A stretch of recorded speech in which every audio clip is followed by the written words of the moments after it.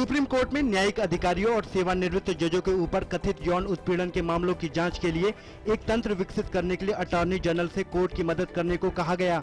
अदालत ने वरिष्ठ अधिवक्ता के वेणुगोपाल और फली एस नरीमन से भी सहायता मांगी।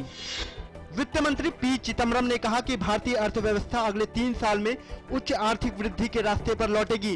उन्होंने कहा कि चालू वित्त वर्ष के दौरान चालू खाते का घाटा $50 अरब रहने का अनुमान। दिल्ली उच्च न्यायालय यौन उत्पीड़न मामले में रिपोर्टिंग पर रोक लगाने की मांग करने वाली न्यायमूर्ति स्वतंत्र कुमार की याचिका पर आदेश कल सुनाएगा। उच्च न्यायालय ने मीडिया से कहा, केवल अदालती कार्रवाई की रिपोर्ट हो, इससे कम कुछ नहीं, इससे ज्यादा कुछ नहीं। लोकसभा चुनाव की तैयारियों को परवान चढ़ाने के लिए भारतीय जनता पार्टी ने कमर कसी। दिल्ली में 17 जनवरी से भाजपा राष्ट्रीय कार्य समिति और राष्ट्रीय परिषद की बैठक शुरू हो रही है। यूपीए अध्यक्ष सोनिया गांधी ने विशेष रूप से सक्षम लोगों के मौलिक अधिकार सुनिश्चित करने को कहा है। सामाजिक न्याय एवं अधिकारिता मंत्रालय के एक कार्यक्रम में उन्होंने विशेष रूप से सक्षम लोगों को समाज की मुख्य धारा से जोड़ने की जरूरत पर जोर दिया। बसपा प्रमुख मायावती ने आरोप लगाया कि भाजपा ने 2003 में राष्ट्रीय स्तर पर गठबंधन के लिए दबाव बनाने के लिए सीबीआई का दुरुपयोग किया था। मायावती ने कहा कि सपा शासन में उत्तर प्रदेश क्राइम प्रदेश बन गया है।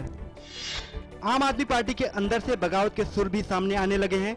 दिल्ली में पार्टी के विधायक विनोद कुमार बिन्नी ने कहा कि पार्टी अपने वादों से भटक रही है और उसकी करनी कथनी में काफी अंतर आ गया है।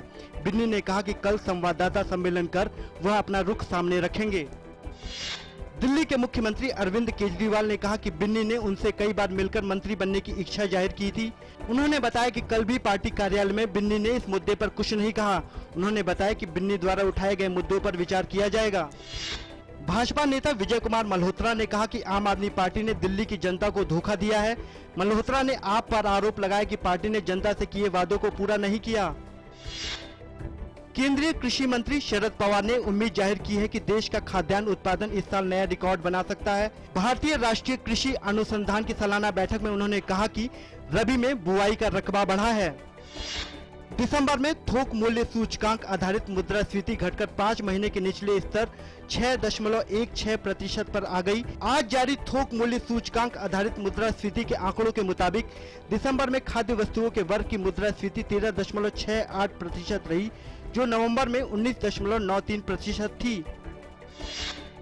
ऑस्ट्रेलियन ओपन के तीसरे दिन महिला एकल में सेरेना विलियम्स ने तीसरे दौर में जगह बना ली है। 5 बार की ऑस्ट्रेलियन ओपन चैंपियन सेरेना ने सर्बिया की वोस्ना डोलोंज को 6-1, 6-2 से हराया।